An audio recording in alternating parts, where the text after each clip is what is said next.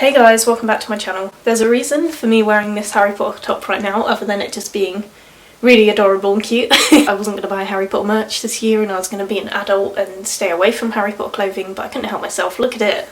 I got it from Primark and it's so adorable. But that's not what this video is about. When I was younger, J K Rowling was always my biggest inspiration. I was always into reading at such a young age. I started reading, God, I can't even remember what age I started reading. I just know that the first book that I was ever really heavily invested in, not the first book I ever read, because I'd read loads, but the first book series I was ever heavily invested in was Harry Potter, which to this day still holds a huge place in my heart, and I still love the series, and I definitely want to read it again soon because it's been a while since I reread them. I've always been a huge fan of Harry Potter, and I still remember the feeling of the first time that I ever saw a Harry Potter film. The first one I saw was Chamber of Secrets, and at first I was like, no mum, I don't want to watch this, it's boring, because I was an excitable young child, and I remember her being like, come on, sit down. She just wanted some relaxed time. So eventually I got into it.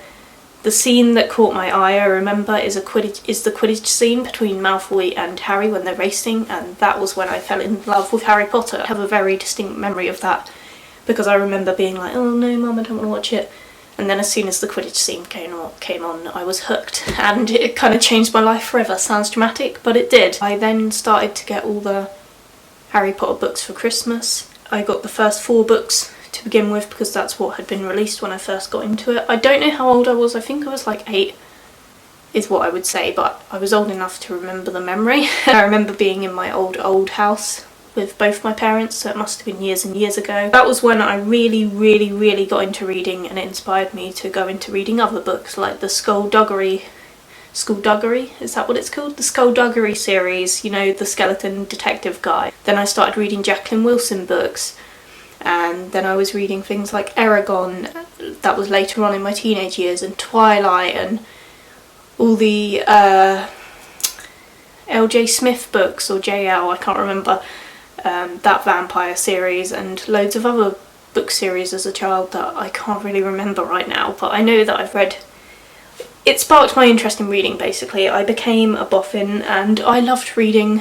It's something I still do love, and I wish that I had more time for it. J K Rowling was always an inspiration to me because I was into writing since a young age. I remember the first story I ever wrote was at school, and it was about a talking tree and a child that was riding his bike, and he knocked into the tree and it started talking to him and giving him life lessons. And that was my first ever story, and I drew a little illustration next to it. I still remember it clear as day because I was so excited to write it, and that is what she kind of inspired my love for writing and my love for reading. I'm not crying, I've just got something in my eye. She inspired my love for writing, and to this day I still love to write. I haven't been as active writing in the last few years, I will say. Lately is when my love for Harry Potter, my love for J K Rowling has started to kind of diminish a little bit, and I think it's definitely a life lesson that I've learnt before, which, you know, people you look up to, they can be flawed, and you can change your perception of them, and you can disagree with the things that they're saying. For example, my parents had always had different views than me growing up. I'm not going to say what on certain things. They had different views, and when they would say things, I would kind of, I don't know, I would disagree and be like, I don't understand. And that was even from a young age. I would disagree with them, and I always thought, but my parents are always right. Everything they've always told me has always been right. Why do I disagree with them? When you get older, you'll realise that you will disagree with your parents on quite a lot of things, and you will also realise that your parents were right on a lot of things that you disagreed on previously. Just because you love someone or you look up to someone doesn't mean that you can't have different opinions to them and that you can't have your own voice. That's something I've learned with J K Rowling. She become very problematic lately. Basically, she always has given these kind of behind the scenes after Harry Potter snippets and facts. At first I loved them, I loved reading into it, I found it so interesting. And when I found out Dumbledore was gay, for example, I was like, bravo! Actually that does make sense, I can see that now. It was kind of like a subtext, I thought, him having feelings for Grindelwald, and now that I'm a little bit older, I'm starting to see the flaw in that.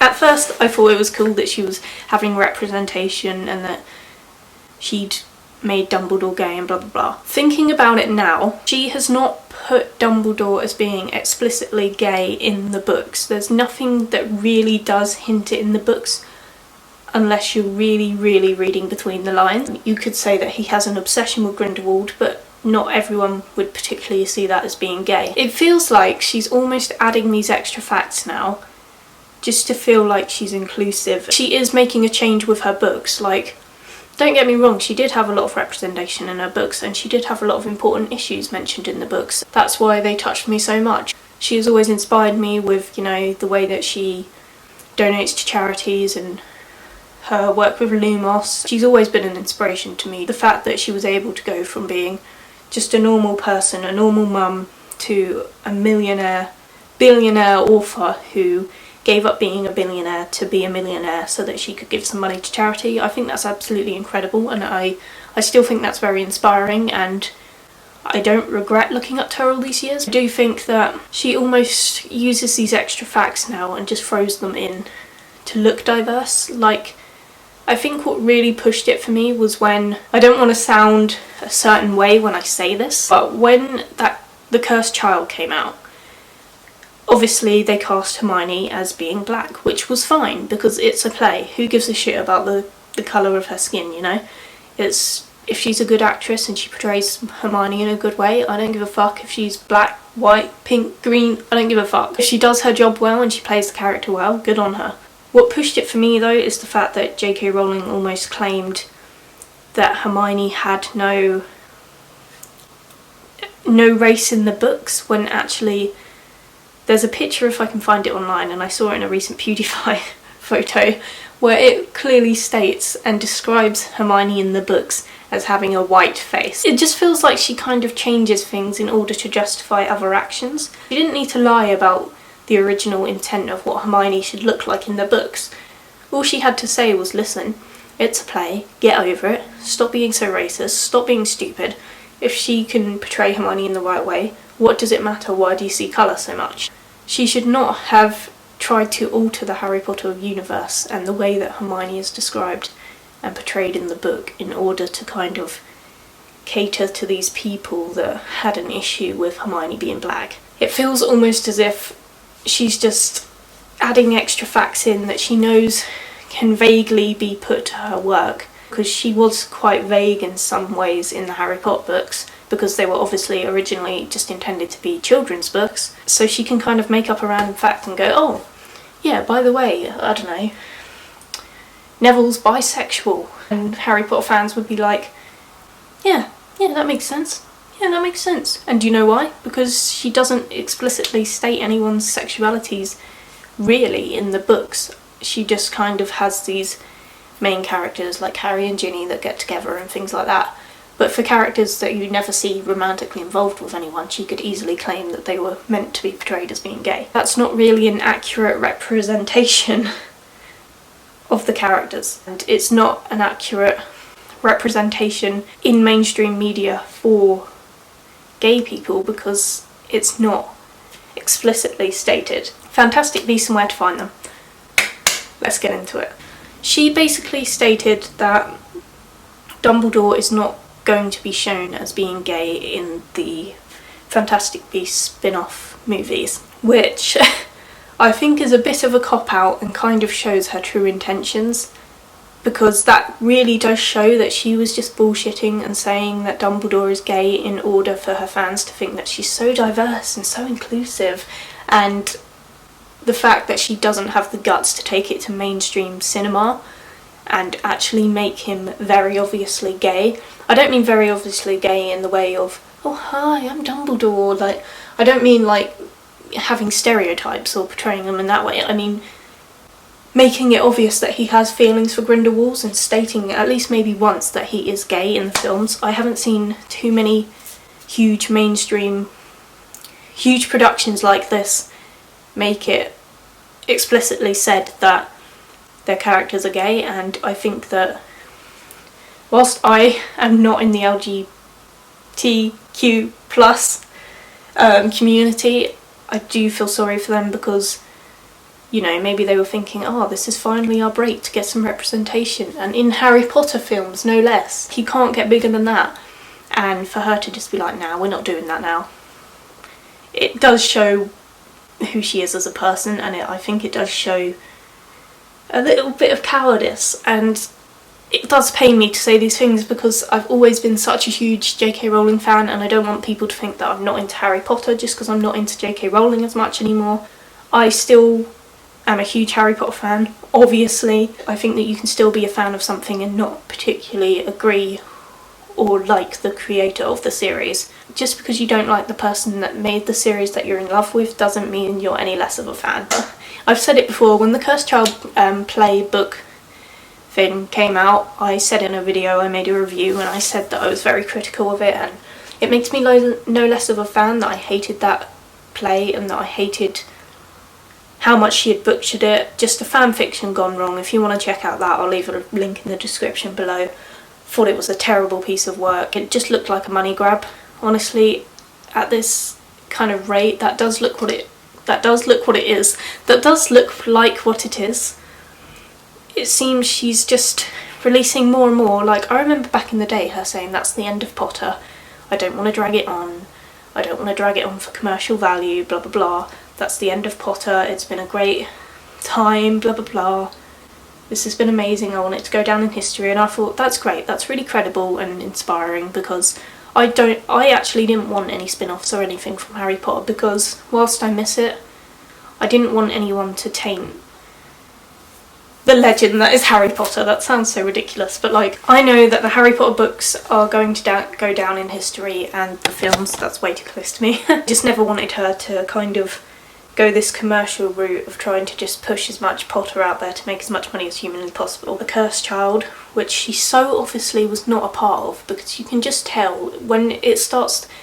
I don't want to go on about this too much, but the start of the book, you can tell it's written by J K Rowling, and by the end of the play, it just sounds like it was written by an 11-year-old fanfiction writer.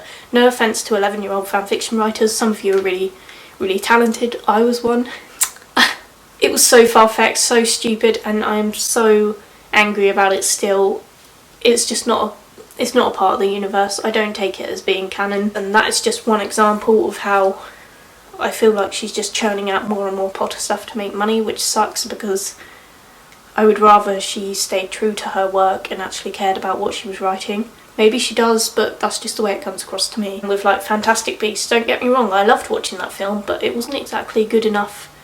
Like, I haven't even bought it on DVD because I don't think it was good enough for me to actually want it. Like, it was a great little watch, like, don't get me wrong, it was fun, it was cute, I enjoyed it, it was a nice film, but like, it wasn't as hooking as the first original Harry Potters. I feel like she could have done she could do a million other spin-offs from Harry Potter, honestly, because it's such a big, complex universe, which is why I've always been inspired by her, with her brain and the way that she's been able to create this whole world and its whole history and everything. I think it's incredible still. I think she's an amazing writer, I'm just going to say that. I'd rather just have the Harry Potter series, have the Harry Potter books, have the attractions and all the merchandise that they still sell in shops, because obviously I'm a sucker for that and I still buy it. And pushing it a bit too far is things like the Cursed Child, Fantastic Beasts, the whole casting of Johnny Depp as well, that's been an issue too. The whole point of this video was to tell you that if you're currently looking at J K Rowling and thinking, oh god, I used to look up to her, and you're kind of, or if you're trying to defend her and you're trying to find ways to kind of get away, to kind of get around what she's saying and what she's doing, and you're trying to keep being a fan of her, don't feel like you have to. You don't have to keep supporting someone if you don't agree with their views and stuff. You know, the whole PewDiePie thing as well, that was the first red flag with me, how, you know, I'm really into YouTubers and stuff, and the fact that she didn't do her research and she attacked him out of nowhere, just from reading some articles, that let me down too. I thought she was smarter than that, you know. I thought she'd be the kind of person to stand up and stand up for him and be like, no, this is messed up. Don't feel bad if you are no longer a fan of J K Rowling. I know it's not that deep, but for anyone that's been a huge fan of Harry Potter for years, I thought I would put this video out there. It's so sad because, say for example, for some crazy reason she was going to come across this video and she saw it, I'd be upset because I'd be like, my childhood dream would have been to meet her and to thank her and to be like, wow, thank you so much for everything.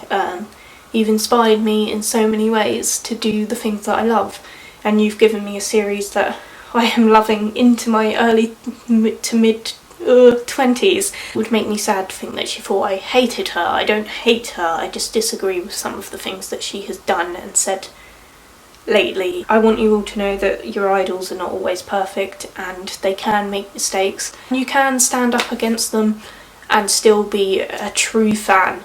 Don't listen to anyone that's like you're a fake fan or whatever, like with the whole Logan Paul thing. Don't want to keep bringing it up, but he's made a lot of mistakes and a lot of his fans will just blindly support him and blindly defend what he did. I still don't think that he's sorry. I've just seen his comeback vlog. Let's not even go there. I still hate the guy. I think that he shows no remorse. Straight away he's back on plugging the merch and acting like a moron. But just because you're a maverick, for example, and you're like, hey, dude, I do not agree with what you did with that dead body, doesn't make you any less of a fan. Just using your brain and not allowing your bias to overcome your thoughts, if that makes sense. If you liked this video and agreed with anything that I said, you can like, you can comment, and you can subscribe. I make new videos every Thursday and Sunday. If you could turn on your notifications, that would be great, because YouTube will notify you whenever I upload. Sometimes I upload more than twice a week. And I will see you guys in my next video. Peace out.